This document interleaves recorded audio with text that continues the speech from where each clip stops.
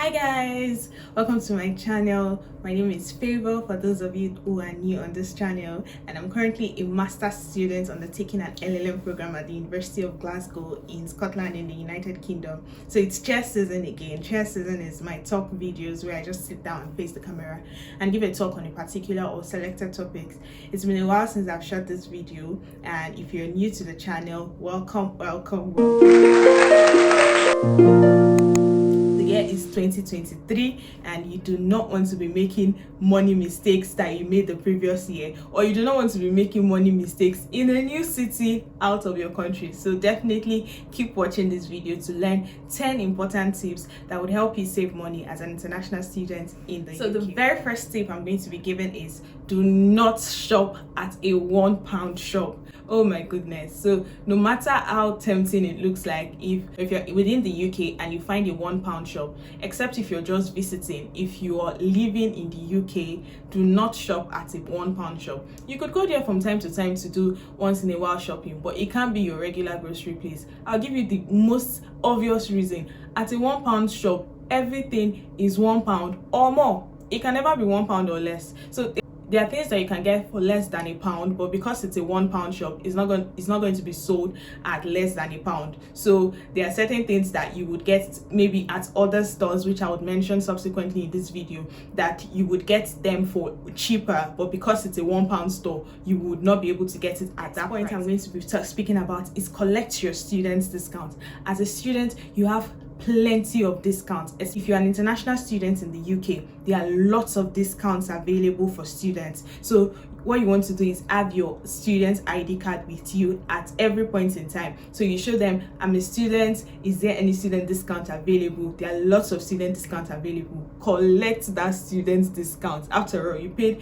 a huge sum of money to be in school. Why not utilize your students' benefits? The point I'm going to be saying is, before you make your purchase, ensure you compare prices. Compare prices. I'm dividing this point into two. So compare prices online and physically. So for online, if you want to purchase maybe a household appliance, I remember when I wanted to get my household blender, I had to compare prices online. I eventually got it online. So I'm going to also list out some really cheap stores where you can check out if you're in the United Kingdom. So always compare prices before you make your final decision. And the cheap stores that I'm listing are Tesco, Poundland, Aldi, Asda and Lidl. These are 5 main stores that are well known across the United Kingdom for being really cheap and affordable. So sometimes the price range could be really different. I once made a video about my visits to Aldi, so you want to check out that video to check out the prices of the items that they have. So the price ranges might be different. The difference could be say 20 pence, sometimes about £1 or more, but you want to ensure that you compare prices before making your final decision.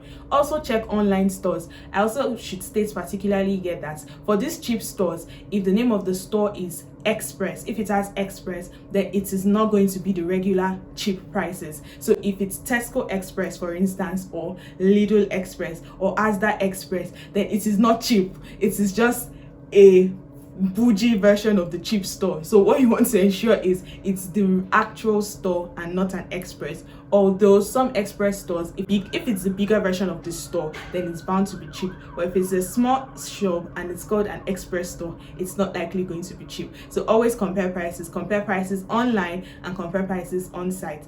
Amazon and eBay are also sites you may want to check out. However, for clothes shopping and shoes shopping, there are other stores you could check out. You could check out Just Fab. You could check out everything £5. You could also check out Primark. They have amazing discounts and amazing offers. The next point I'm going to be stating is download apps. Download apps in what sense? So when you visit some stores, or when you engage for some services that you will be requiring or engaging in the UK, there are applications available. And you may be thinking, I already have enough apps on my phone, I don't want to download another thing that will waste the space on my phone. Well, I put it to you that there are some discounts and benefits that come readily available and accessible only through the apps that are downloaded. For instance, the First Bus is a popular bus service in the UK, and they have lots of discounts that are available only when you purchase tickets on the app.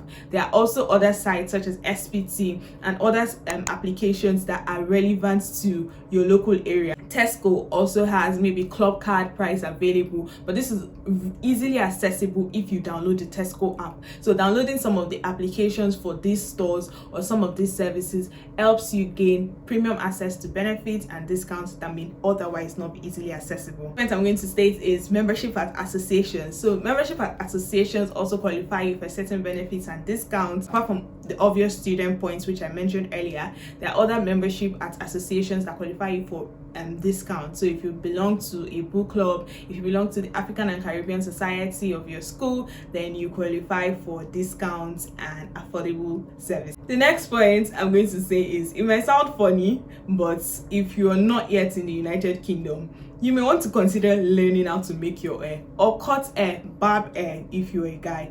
And the reason is, making hair is really expensive. As you can see, I haven't made my hair, so making hair is really expensive. So there are two options: either you learn how to make hair or you just consider cutting your hair. But that's a joke. Regardless, learn how to make hair or learn any other skill. So the point here is, learn a skill that could help you survive in the UK. Point I'm going to state is, avoid eating out. It's very tempting to always want to eat out. You want to get food at McDonald's, you want to go to Nando's to eat, you want to eat other pizza. Avoid it at all costs. Always go back home to make your food.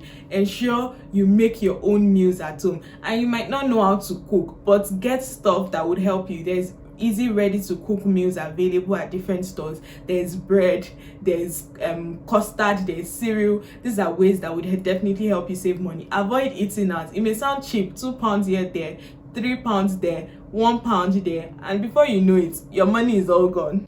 The next point I'm going to state is, consider other facilities for your movement across town. So there are different kinds of facilities for moving across town depending on where you are. I mean, means of transportation. So where I am, there's in the city of Glasgow, there's the bus service, there's the subway service, and there's taxi service, and that's like Uber or Bolt if you're from Nigeria. And then there's the fourth one, which people don't always talk about, and it's walking. So what you want to do is download Google Map. Yes, I said that. Download Google Maps. Google Maps gives you an approximate of what is going to be required if you want to go by subway. Subway is like a train service, or you want to go by bus.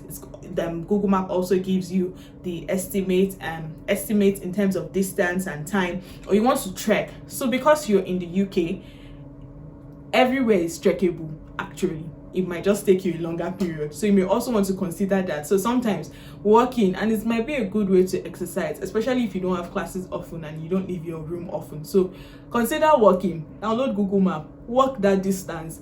Another way could be, instead of going with the bus services, you may want to consider going with the subway service, or alternatively, like I said earlier, download the apps for either the subway service that is peculiar to your region, or for the bus service that's peculiar. The next point I'm going to state is, utilize your school facilities. So as an international student, or as a student in any university, there are lots of facilities that are available for you as a student, but because you do not know, you cannot get them. So check out your school facilities for some services that you're looking out for. For instance, gym memberships in some school facilities is free. Some schools also give it at a really cheap or discounted price. So check out your school services, even say library services, buying of books, printing of documents, whatever it is. Check out your school services first. Check out your school facilities first. You'll be shocked at the number of things that your school gives out for free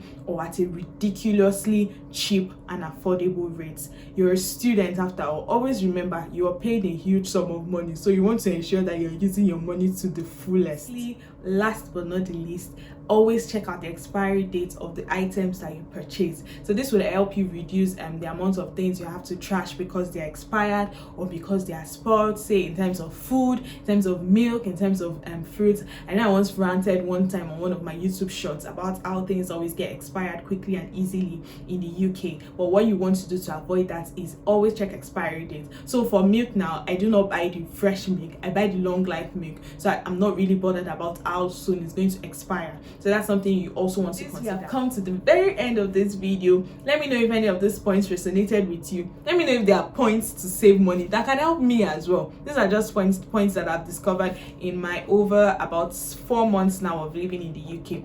Let me also know if there's any points that you would like to share, or if there's anything I missed out. I also listed out some stores. I'm going to include them in the description box below. If you know any other store for clothing or grocery shopping that could help any other person, ensure to also leave it in the description box below, and I'll be sure to interact. Until next time, engage with my other videos, engage with this video as well, like this video, subscribe to my channel if you haven't, and I'll see you in the next one. Bye guys.